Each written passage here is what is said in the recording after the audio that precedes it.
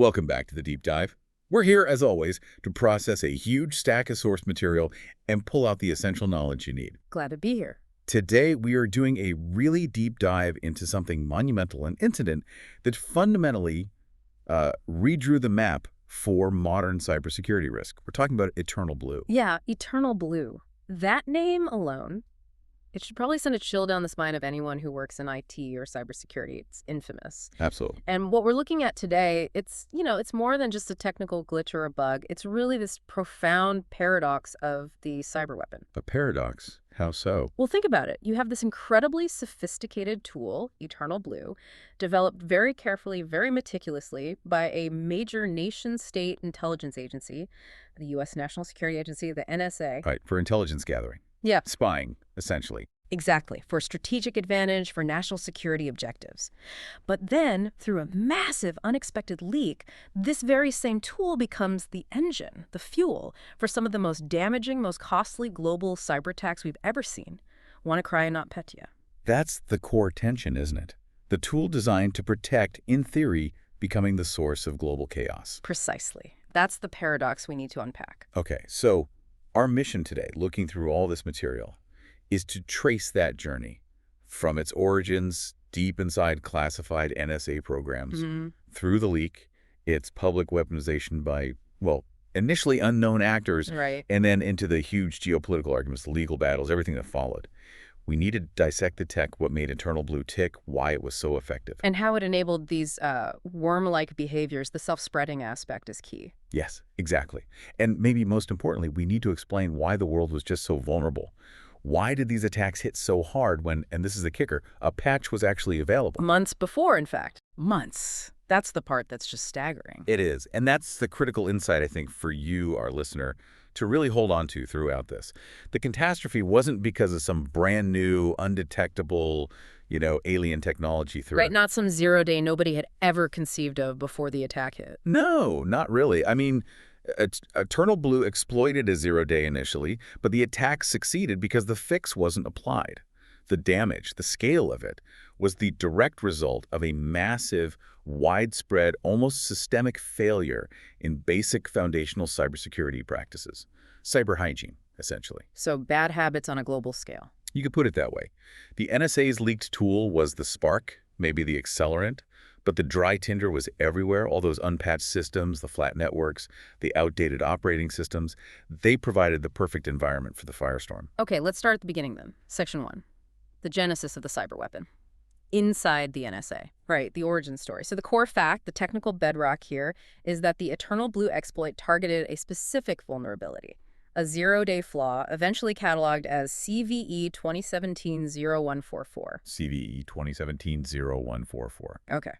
And this vulnerability existed in a really old part of Windows networking, the Server Message Block version 1 protocol, usually called SMBv1. SMB version 1. I feel like I've heard that mentioned before, usually not in a good context. Definitely not. It's notoriously insecure, really a relic from a different era of computing. We're talking early 1980s design. Wow. Okay, so the NSA finds this flaw in this old protocol. Finds it or perhaps acquires knowledge of it. And here's where it gets really interesting and, frankly, deeply controversial. The evidence, the timeline suggested by the leaks and investigations, indicate the NSA knew about this specific serious SMBv1 flaw for a very long time. How long are we talking? The general consensus, based on analysis of the leaked tools and timelines, is at least 5 years, possibly longer. 5 years. They sat on a vulnerability this critical for 5 years. That seems to be the case. And this wasn't an accident. It was a conscious strategic decision. They had a choice. Follow the standard vulnerability equities process, or VEP, which generally means disclosing serious flaws to the vendor Microsoft, in this case so it can be fixed globally. The responsible disclosure route. Right. Or they could choose to keep it secret, to stockpile it, to weaponize it for their own intelligence gathering, their own offensive cyber operations like gaining access to target systems. And they chose stockpiling. They chose stockpiling. They judged the intelligence value, the perceived national security advantage of having this unique access method, as outweighing the potential risk of it leaking or the general benefit of getting it patched for everyone else. It's a huge gamble. betting they could keep it secret forever. It's an enormous gamble. Yeah. And it's the absolute crux of the ethical debate here. It highlights this fundamental tension between a nation's desire for offensive cyber power and its responsibility, or perhaps lack thereof, for global cybersecurity and stability. You're essentially keeping a loaded weapon secret, hoping nobody else finds it and nobody you employ mishandles it. Exactly. And hoping your own citizens and allies aren't inadvertently vulnerable to the very flaw you're exploiting elsewhere. It's what's often called the moral hazard of offensive cyber ops. And predictably, after WannaCry and NotPetya caused billions in damage globally using this very exploit, well, the criticism was intense. Oh, absolutely, especially from the tech industry itself, which felt, betrayed to some extent. Microsoft in particular was very vocal. Yeah, I remember their president, Brad Smith, made a really strong statement.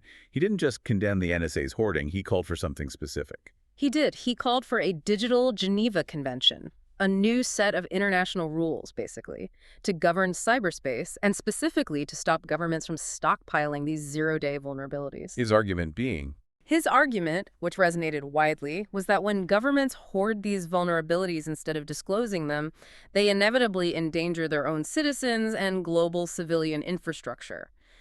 These tools, if they get out, and history shows, they eventually do become weapons used against the very people the governments are supposed to protect. it's like stockpiling biological weapons that could leak and cause a pandemic. That was precisely the analogy Smith and others drew. He argued that the same principles that led to conventions banning chemical and biological weapons should apply to cyber weapons of this nature, especially those targeting fundamental civilian infrastructure software like Windows. It makes sense. The potential for widespread, indiscriminate harm is just massive. It is. And Smith argued that the strategic intelligence gain from hoarding these things is often marginal compared to the catastrophic risk they pose if they fall into the wrong hands. It creates systemic risk for the entire internet ecosystem. A risk that became horrifyingly real in 2017. The NSA's gamble failed. Spectacularly. Their carefully guarded secret wasn't kept. In early 2017, this mysterious hacking group emerged, calling themselves the Shadow Brokers. Right. Still debated who they actually were or are. Still debated, yes. Theories range from state-sponsored actors to insiders. But what's undisputed is that they claim to have hacked into systems belonging to the Equation Group. Which is widely believed to be a front or component of the NSA's tailored access operations, their elite hacking unit. Correct. And the Shadow Broker started leaking incredibly sensitive files, tools, exploit code, allegedly stolen from the NSA. And on April 14th, 2017, they dropped a particularly potent batch titled Lost in Translation. And in that dump Was EternalBlue, along with other exploits like Eternal Romance, Eternal Synergy, and the double pulsar backdoor implant we'll talk about later. But EternalBlue was the crown jewel, the most powerful weapon in that particular release. So April 14th, 2017, a classified nation-state weapon effectively becomes open source, available to anyone. Instantly. Criminals, script kiddies, other nation states. Anyone could download it, analyze it, repurpose it.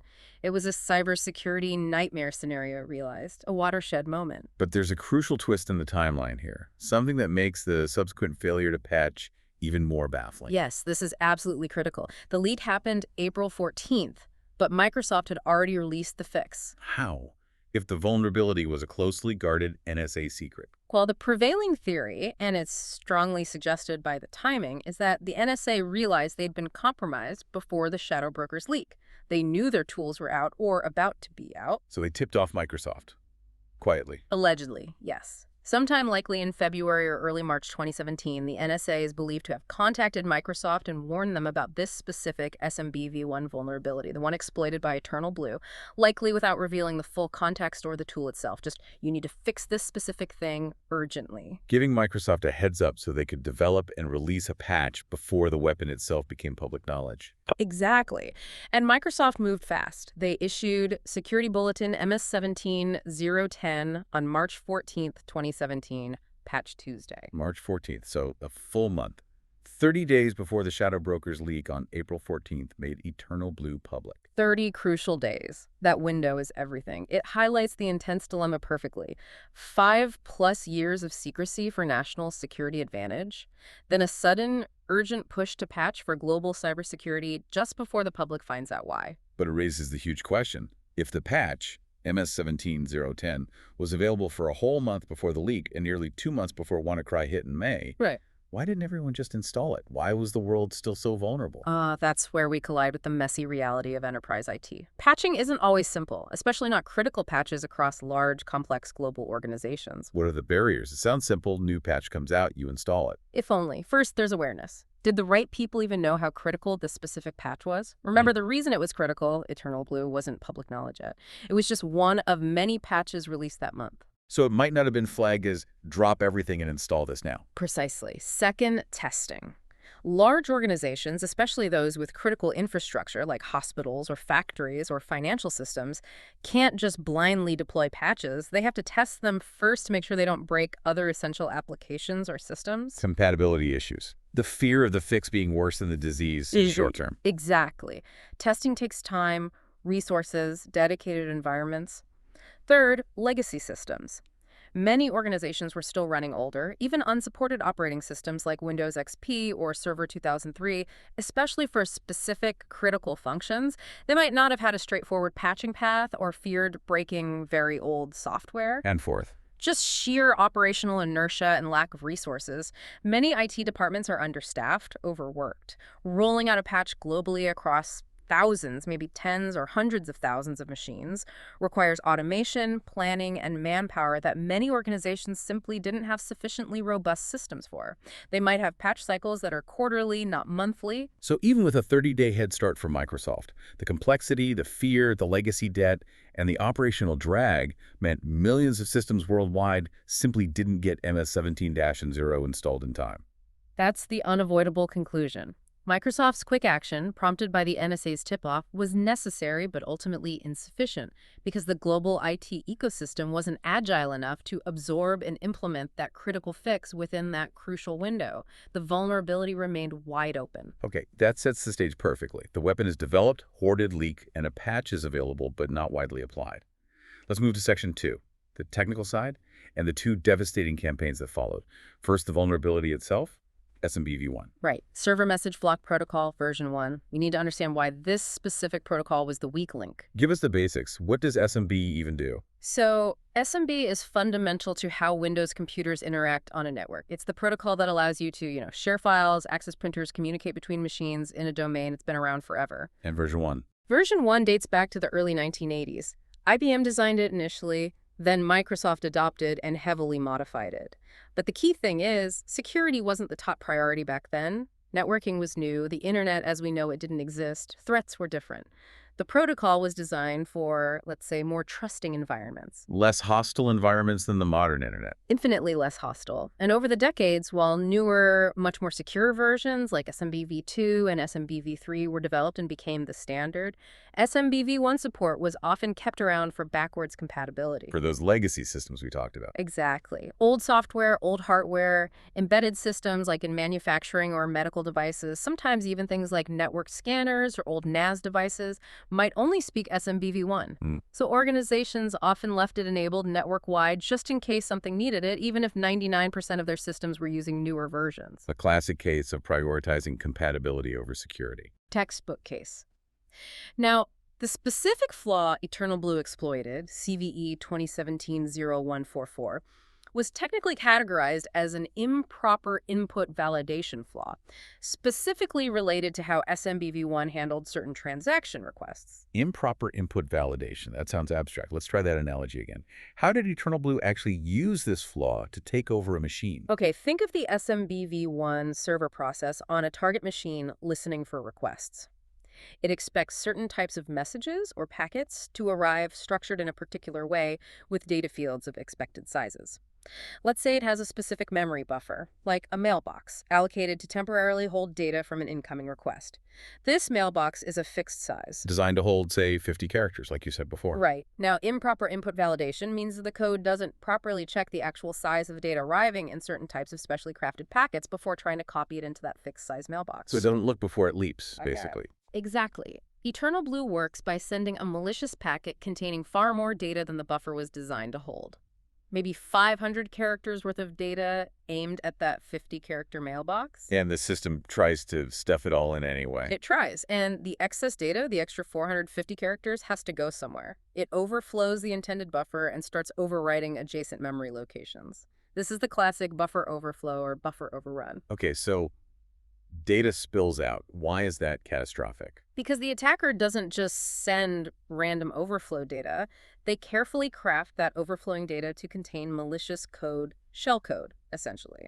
And crucially, they engineer the overflow to overwrite specific critical memory addresses, particularly the instruction pointer or return address on the program stack. So they hijack the program's flow of execution. Precisely. By overwriting the return address, they trick the CPU. When the vulnerable function finishes, instead of returning to its normal next instruction, it jumps to the attacker's shellcode, which is now sitting in memory because of the overflow. And because SMB services often run with high privileges, like System on Windows, The attacker's code now runs with the highest level of access on the machine. Full control. full remote control, achieved by sending a few crafted packets over the network. No user interaction needed, no phishing email, no dodgy website visit, no clicking yes on anything. Silent, remote, privileged code execution. That's why it was so devastatingly effective as an initial access vector. And the fix, MS-17010, presumably corrected that input validation check, made it check the size before copying. Essentially, yes, it closed that specific hole. Yeah. But even after the patch, the real best practice recommendation from Microsoft and security experts was much broader. Disable SMBv1 entirely, everywhere, unless absolutely demonstrably necessary for a specific legacy system, which should then be isolated. Because the protocol itself is just fundamentally insecure beyond this one flaw. Correct. It lacks modern security features found in SMBv2 and v3, like pre-authentication integrity, secure dialect negotiation, and better encryption. It's just too risky to leave enabled on a modern network. Yet, as we discussed, it persisted due to that legacy compatibility trap. Organizations felt stuck. Update and risk-breaking critical old gear, or leave the door open. A terrible choice, and too many, often through inaction rather than conscious decision, left the door open. Which is why millions remain vulnerable even years after MS-17010 came out and EternalBlue was widely known. Okay, so we have the weapon, EternalBlue, the vulnerability, SMBv1, and the widespread lack of patching or disabling. Enter the first major campaign, WannaCry, May 2017. WannaCry. This hit like a thunderclap. It appeared suddenly on Friday, May 12, 2017, and spread with astonishing speed. What was it technically? You called it a crypto worm. Right. It combined two functionalities. It was ransomware. Its goal was to encrypt the files on infected computers, documents, pictures, databases, and demand a ransom payment, typically $300, $600 in Bitcoin, for the decryption key. Standard ransomware behavior. Yes, but the worm part was the key differentiator.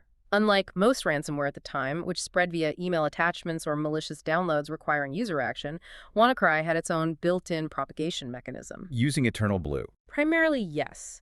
It would infect one machine, then immediately start scanning the local network and even the wider internet for other machines with the vulnerable SMBv1 port, TCP port 445, exposed, if it found one. It used EternalBlue to break in. Exactly. It used the EternalBlue exploit to gain remote code execution on the new victim.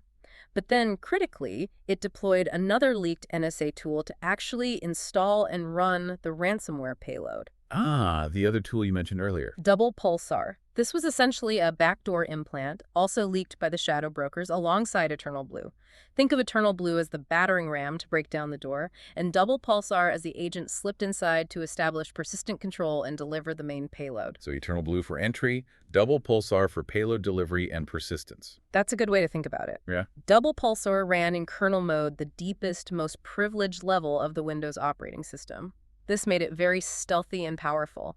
It allowed WannaCry to inject its ransomware component directly into running processes. And this combination allowed it to spread without any human help. Completely autonomously. Once one machine on a network was infected, it could potentially infect every other vulnerable machine on that same network segment very, very quickly. It just jumped from host to host. That's the worm behavior. And the scale was immediate. Unprecedented at the time for ransomware. Within the first 48 hours, reports flooded in from all over the world. The initial estimates were around 230,000 computers infected across more than 150 countries. Who was hit hardest initially? It was indiscriminate, but some organizations were hit very publicly and painfully. The UK's National Health Service, NHS, was a major early victim, causing chaos in hospitals. Spain's Telefonica, FedEx in the US, Deutsche Bahn in Germany, Renault in France, Yeah. major global corporations and public services grinding to a halt. Just chaotic, widespread disruption. Exactly. Files encrypted, systems locked, operations paralyzed, all spreading automatically thanks to EternalBlue and double pulsar. But then came the story of the accidental hero. The spread suddenly slowed down. Right, the Marcus Hutchins story. He's a British cybersecurity researcher, blogs under the name Malware Tech. As WannaCry was exploding, he and others were frantically analyzing samples of the malware code to understand how it worked. And he found something odd. He found a very strange piece of code. The malware, before it started encrypting files or trying to spread further, would make a connection attempt, a DNS lookup to a specific, very long, nonsensical-looking domain name. Something like iWorf sod P9 afjapos dfjh gosuri fearware.com. It looked like gibberish. Why would it do that? That was the question. Hutchins discovered that if the malware successfully connected to this domain, meaning the domain was registered and active online, the malware would simply stop. It wouldn't encrypt, it wouldn't spread, it would just exit. A kill switch, built into the malware itself. Effectively, yes, a kill switch domain. The theory is that the malware authors included this perhaps as an anti-analysis technique, thinking researchers running it in sandboxes might block external connections, making it behave differently, or maybe as a failsafe, a way for them to potentially stop the spread if things got out of hand or if they wanted to halt it in certain regions. So what did Hutchins do when he found this unregistered domain check? He checked if the domain was actually registered. It wasn't. So he immediately spent about $10.69 to register it himself. He partnered with a security company, Crypto's Logic, to host it on sinkhole servers, effectively activating the kill switch globally. So as soon as that domain became live, Any new WannaCry infections or existing infections trying to spread would successfully connect to the domain, hit the kill switch condition, and stop their malicious activity. It didn't decrypt already encrypted files, but it massively blunted the forward momentum of the initial outbreak. incredible. He essentially tripped a wire the attackers left behind. Exactly. Quick thinking based on deep analysis under immense pressure. It gave the world critical breathing room to patch systems and contain the damage. Though sadly, variants of WannaCry without the kill switch did appear later. A truly remarkable intervention. But the attackers, or perhaps other attackers, learned from WannaCry's, relative clumsiness and its accidental neutralization.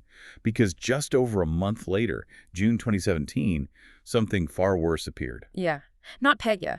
If WannaCry was a chaotic smash and grab, NotPetya was different. More targeted, more sophisticated, and ultimately purely destructive. A whole different ballgame. It initially looked like ransomware too, right? It had a ransom demand screen. It did. It encrypted files, specifically targeting the master file table MFT on NTFS partitions, which is like the index for the entire hard drive, making the system unbootable. And it displayed a screen demanding $300 in Bitcoin, similar to WannaCry, but researchers quickly realized something was very wrong. What was wrong? The ransomware part was just a disguise, a very thin one. Analysis showed the encryption process was effectively irreversible.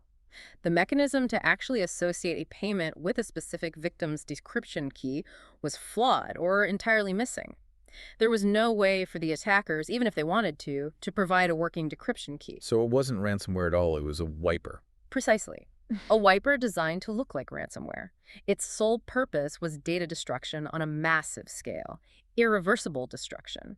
The ransom demand was just misdirection, perhaps to sow confusion or delay analysis. The motive clearly wasn't financial gain. That implies a different kind of actor behind it, not just cybercriminals after cash. Exactly. This pointed towards a state-sponsored actor with destructive or destabilizing intent. And technically, it was also a step up from WannaCry. Oh, significantly. It still used EternalBlue as one method to spread between vulnerable machines. If a machine was unpatched for MS-17.010, NotPetya could use EternalBlue to get in, just like WannaCry. But it had other tricks up its sleeve. It did. Crucially, it incorporated tools designed for post-exploitation, for moving laterally after gaining an initial foothold.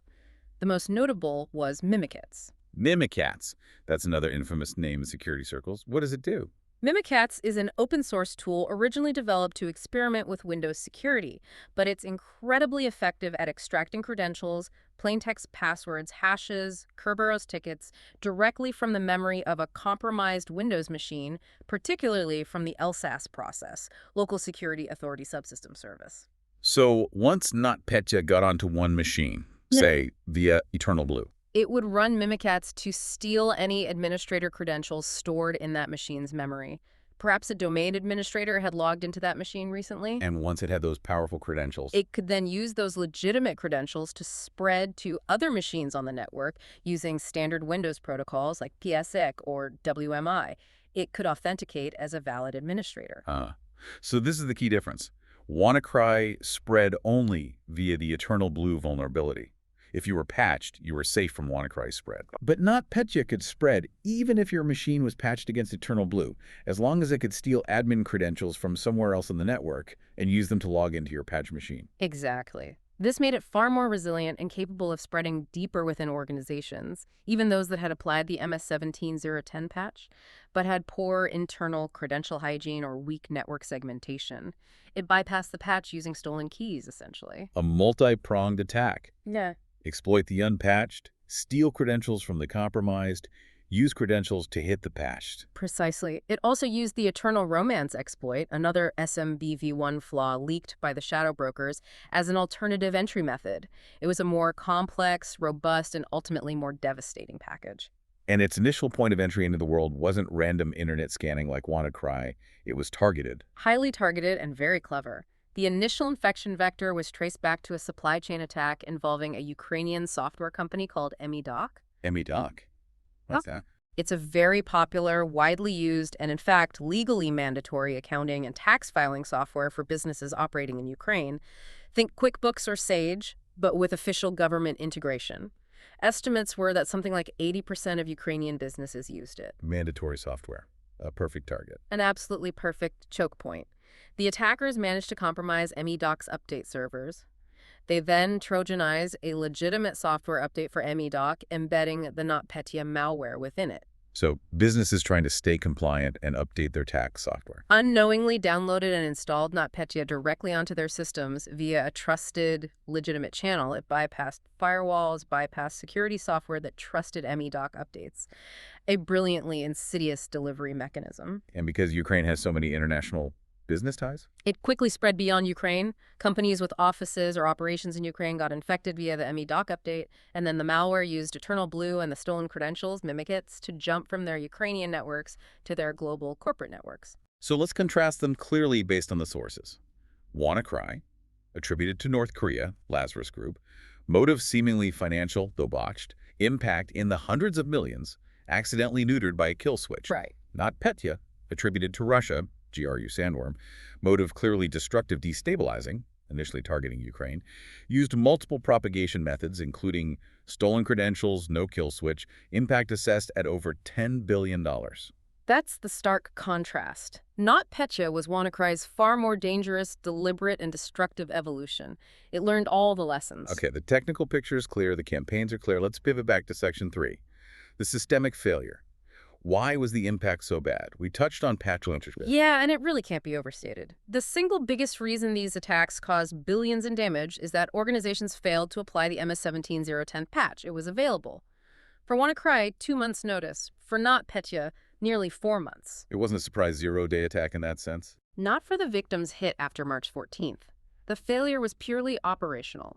It speaks volumes about the state of patch management discipline, risk assessment, and potentially the prioritization of uptime over security updates in many, many organizations worldwide.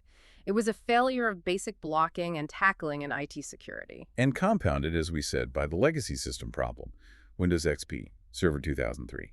Systems way past their sell-by date. Absolutely. These systems were officially unsupported by Microsoft. They weren't receiving regular security updates at all. So even if an organization had good patching for their Windows 7 or Windows 10 machines, these old legacy boxes sitting on the network were wide open doors. Didn't Microsoft do something unusual for XP after WannaCry hit? They did, which shows how serious the situation was. Despite XP being long out of support, Microsoft took the unprecedented step of releasing an emergency out-of-band patch for MS-17010, specifically for Windows XP, Windows 8, and Server 2003 after WannaCry started spreading. A sort of humanitarian gesture. You could see it that way. Acknowledging the global crisis and the number of critical systems, like in hospitals, still inexplicably running this ancient software. But it also highlights the core problem. Organizations were relying on vendor goodwill after an attack, rather than proactively managing their IT lifecycle and migrating off unsupported platforms. It's managing by crisis. Let's make this concrete. The UK's National Health Service, the NHS case study, is just brutal. It really is. Because the impact wasn't just financial or operational, it directly affected patient care and safety. The scale was huge. Estimates suggest more than a third of all NHS trusts, hospital groups, and clinics in England were affected by WannaCry. A third. How did that manifest? What actually happened in the hospitals? Chaos. Computers locked up displaying the WannaCry ransom screen. Patient record systems became inaccessible. Doctors and nurses couldn't access patient histories, appointment schedules, test results. Diagnostic equipment, like MRI scanners that might run on embedded Windows systems, reportedly went down. Staff resorted to pen and paper. Pen and paper in a modern hospital. It's almost unthinkable. The immediate consequence was mass cancellations. The official report later found nearly 20,000 hospital appointments and operations had to be canceled or rescheduled in the immediate aftermath. Imagine waiting months for a critical scan or surgery, only to have it canceled because the hospital's IT got hit by ransomware. And emergency services. 5 NHS emergency departments had to declare they couldn't accept new patients. They had to divert ambulances to other hospitals, potentially delaying critical care because their own systems were paralyzed. Just catastrophic failure at the most critical point of service. Yeah. What did the post-mortem investigations reveal about why the NHS was so vulnerable?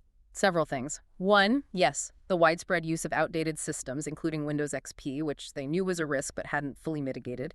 2, inconsistent patching even on newer systems. Some trusts were better than others. 3, and this was critical, a lack of effective network segmentation. The flat network problem again. Exactly.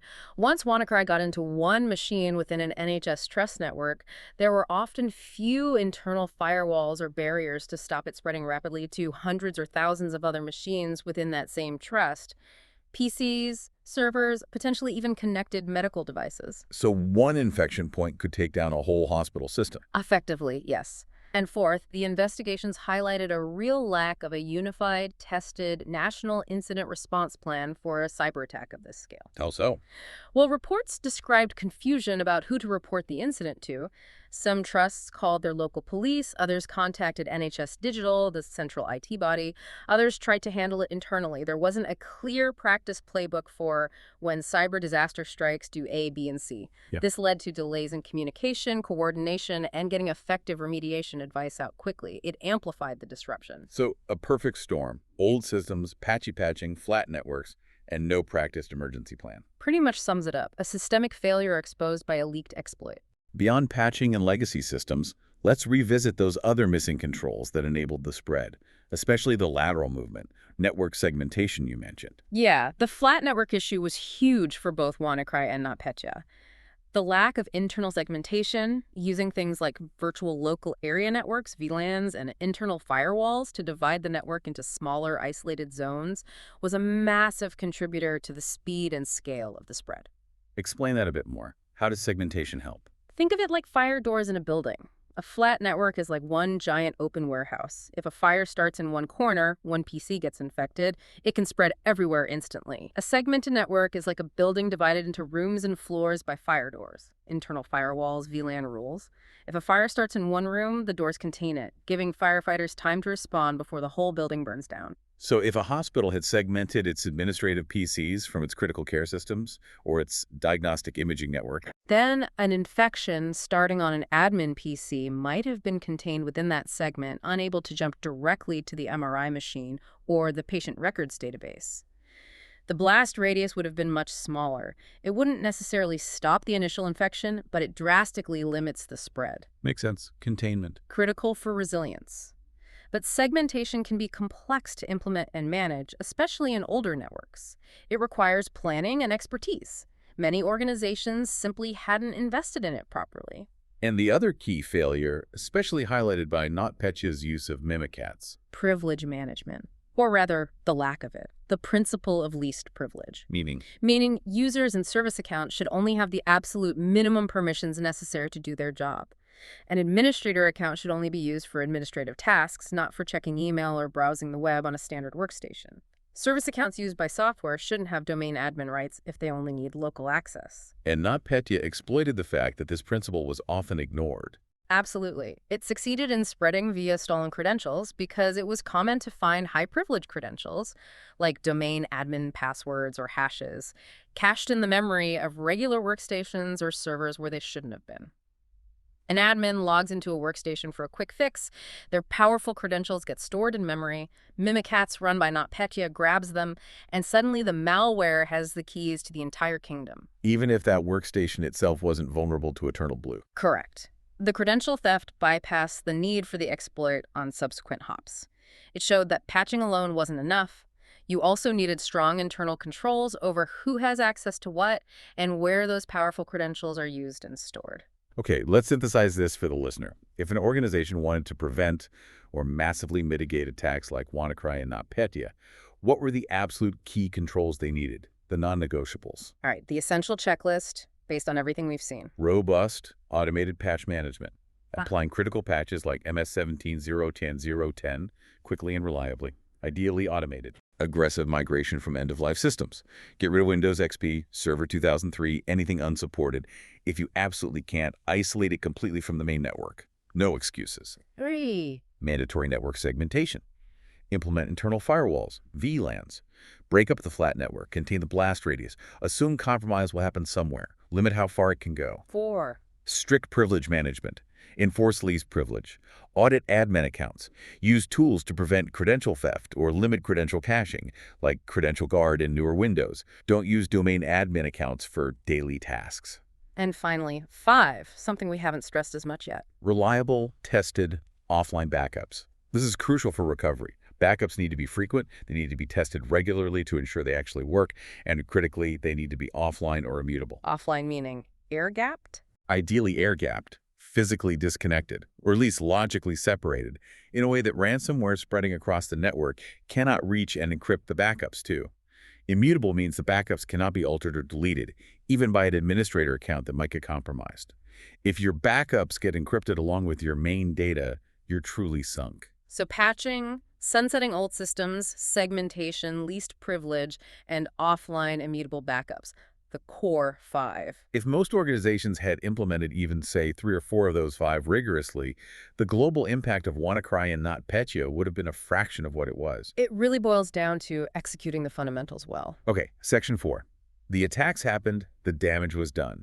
Let's look at the aftermath, starting with the geopolitical fallout and the blame game, international attribution. Right. Assigning responsibility in cyberspace is notoriously difficult, technically and politically. But in these cases, governments did make formal attributions. How did they approach WannaCry? For WannaCry, the process took a bit longer. Initial speculation pointed towards North Korea based on similarities in the code, techniques, and infrastructure used compared to previous attacks linked to the Lazarus Group. Lazarus Group being the umbrella name for North Korean state-sponsored hacking units. Correct. Known for financially motivated attacks, like the Sony hack and bank heists. The US and UK governments formally attributed WannaCry to North Korea in December 2017, about 7 months after the attack, citing forensic evidence and intelligence assessments. So WannaCry pinned on Pyongyang. What about NotPetya? That seemed faster and more forceful. It was. Given NotPetya's destructive nature and its initial focus on Ukraine, suspicion immediately fell on Russia, specifically its military intelligence agency, the GRU, and their known cyber warfare unit, often called Sandworm or APT-28. The same group linked to election interference and attacks on infrastructure. The very same. The attribution here was much quicker and more coordinated. In February 2018, the Five Eyes Intelligence Alliance, that's the US, UK, Canada, Australia, and New Zealand, issued simultaneous, strongly worded public statements formally blaming the Russian military for the NotPetya attack.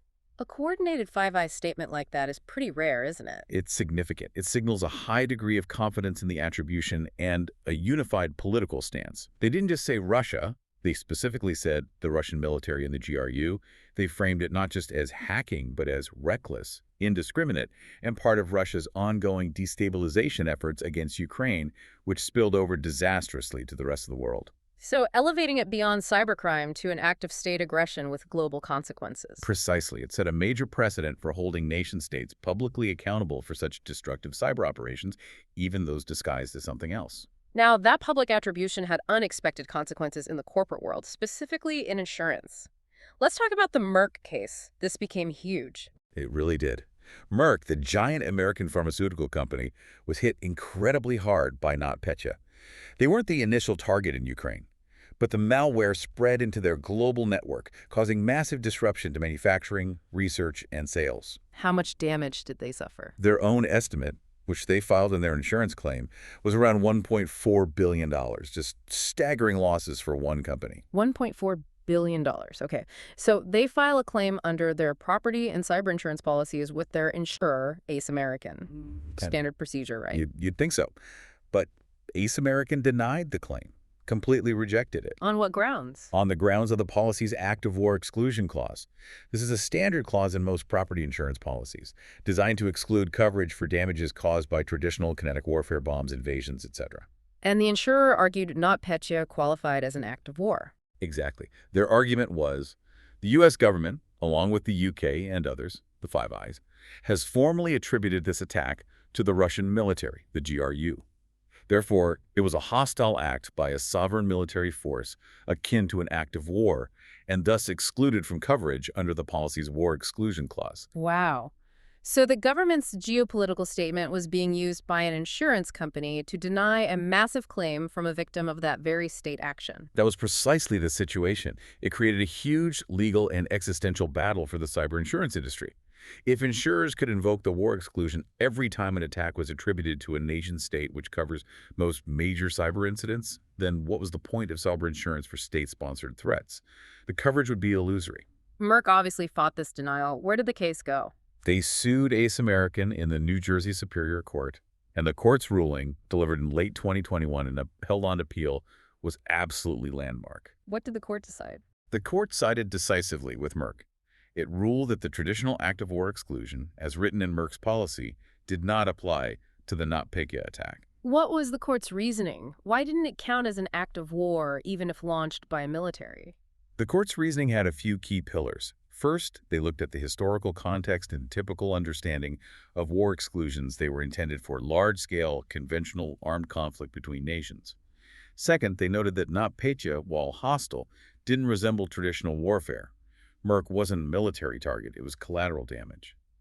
Third, and perhaps most importantly, the court emphasized the need for the exclusion language to be clear and unambiguous. And the existing language wasn't clear enough to cover cyber attacks. The court found it wasn't. The policy didn't explicitly define cyber attacks by state actors as war for the purposes of the exclusion. If the insurer wanted to exclude such events, they needed to write that into the policy much more specifically. The burden was on the insurer to be clear, and they hadn't been clear enough to encompass something like NotPetya under the traditional meaning of war. It couldn't just be inferred from government attributions after the fact. So a huge win for Merck, and a huge wake-up call for insurers. Massive. It essentially told the insurance industry worldwide, you can't just point to government attribution and invoke a vague war clause to deny cyber claims stemming from state-sponsored attacks. Unless your policy language is incredibly specific about excluding hostile cyber operations by government actors, you're likely on the hook. How did the insurance market react? Predictably, they reacted by fundamentally rewriting cyber insurance policies. Now, you see much more specific language attempting to exclude or sublimit coverage for attacks attributed to certain nation-states or occurring in the context of declared or undeclared cyber warfare.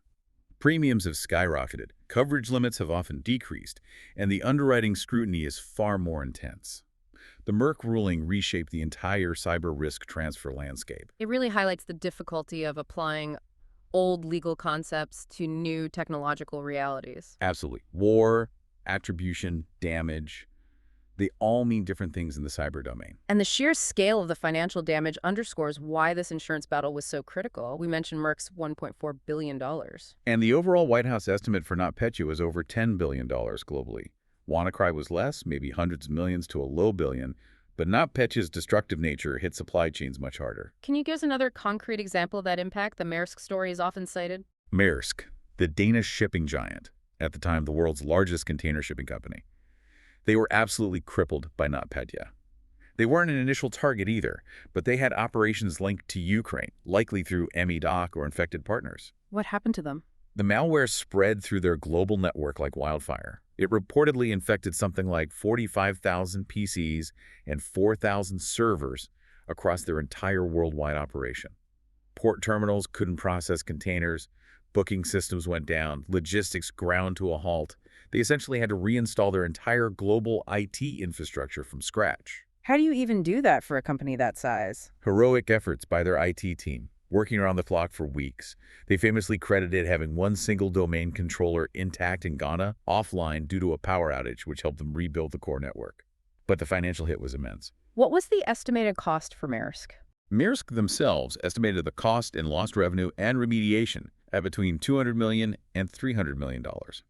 Just from this one cyber incident, it starkly demonstrated how a purely digital attack, originating from a geopolitical conflict far away, could paralyze a massive physical operation like global shipping and have knock-on effects throughout the global supply chain. A $300 million loss traced back to a vulnerability the NSA held onto, leaked by hackers, weaponized by another state. It's an incredible chain of events. It truly is. It connects decisions made in classified government programs directly to massive real-world economic consequences years later. Okay, let's move to our final section, Section 5, the enduring lesson. We've been through the tech, the failures, the fallout. What's the core takeaway for you, the learner, from this whole saga? You know, after all the complex technical details, the geopolitics, the legal battles, the most important lesson is actually quite simple, almost humbling. These catastrophic attacks were, for the most part, preventable. Entirely preventable, with basic, disciplined security practices. The solution wasn't necessarily some futuristic AI defense system or vastly more complex security tool. It was doing the fundamentals right. Back to basics. Exactly. It sounds boring, it sounds unglamorous, but it's the truth. The organizations that weathered the storm best were generally those that had already implemented the controls we discussed. Diligent patching, getting rid of ancient unsupported systems, segmenting their networks, managing privileges properly, and having tested offline backups. It wasn't about having impenetrable walls, but about resilience and containment. Precisely. Assume you might get hit, but ensure the damage is limited and you can recover quickly. WannaCry and NotPetya succeeded on such a massive scale, primarily because those foundational layers of resilience were missing in so many places. It was a failure of hygiene, not a failure against an unstoppable superweapon. But what's really sobering, almost depressing, is that even years after these massive wake-up calls, the core vulnerability, EternalBlue's exploitation of SMBv1, didn't just disappear. No, far from it. Security firms reported that even as late as mid-2020, 3 years after WannaCry and NotPetya, they were still blocking millions upon millions of attack attempts leveraging the EternalBlue exploit every single month. Millions. Billions. Monthly. Which tells you two things. One, the exploit remains effective because, incredibly, there are still vast numbers of unpatched or misconfigured systems connected to the internet globally, still running vulnerable SMBv1. The long tail of unmanaged IT. Exactly. Yeah. Especially in smaller businesses, less developed regions, or even forgotten corners of large networks. And two, it tells you that attackers, from criminals to nation-states, continue to use EternalBlue because it still works. It's become a standard tool in the attacker's arsenal. That's genuinely alarming. It means the underlying problem of poor security hygiene hasn't been solved, despite the billions in losses. It suggests it's a deep, persistent global challenge. Getting everyone to do the basics consistently is incredibly hard. The risk remains active years later. And finally, this whole chain of events, from the NSA's decision to stockpile to the leak to the global chaos, it really forced a very uncomfortable public conversation, didn't it, about the role and responsibility of nation-states in cyberspace. It absolutely did. It laid bare the inherent risks of governments developing and hoarding powerful, offensive cyber capabilities. The NSA's strategic choice, made in secret years earlier, directly contributed to a multi-billion-dollar global economic crisis impacting its own allies and citizens. It forced that question. What responsibility do governments have to protect the global digital commons, even from the potential misuse of their own secret weapons? Right. Can a government prioritize its own intelligence advantage over the security and stability of the shared infrastructure we all rely on? And if their weapons leak and cause havoc, what's their liability, morally or even legally? Which brings us back to Brad Smith's call for that Digital Geneva Convention. Is that just wishful thinking, or is it becoming a necessity?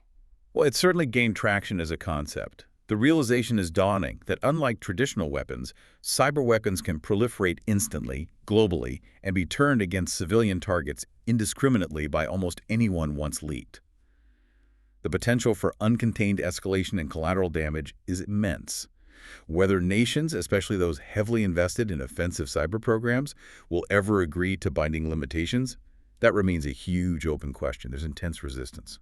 So the final provocative thought we want to leave you, the listener, with today, drawing from all this, is really about that future balance. Yeah. Given what we saw with EternalBlue, how a single state-developed, leaked exploit could cripple global shipping, shut down hospitals, cost billions, and is still being actively used years later.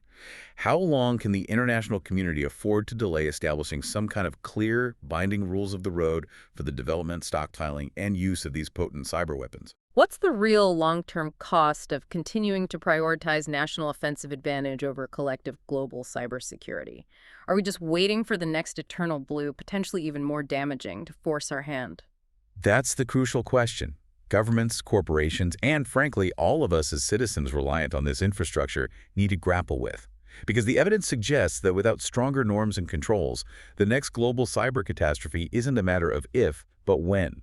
And it might well originate from a tool designed, ironically, to keep us safe.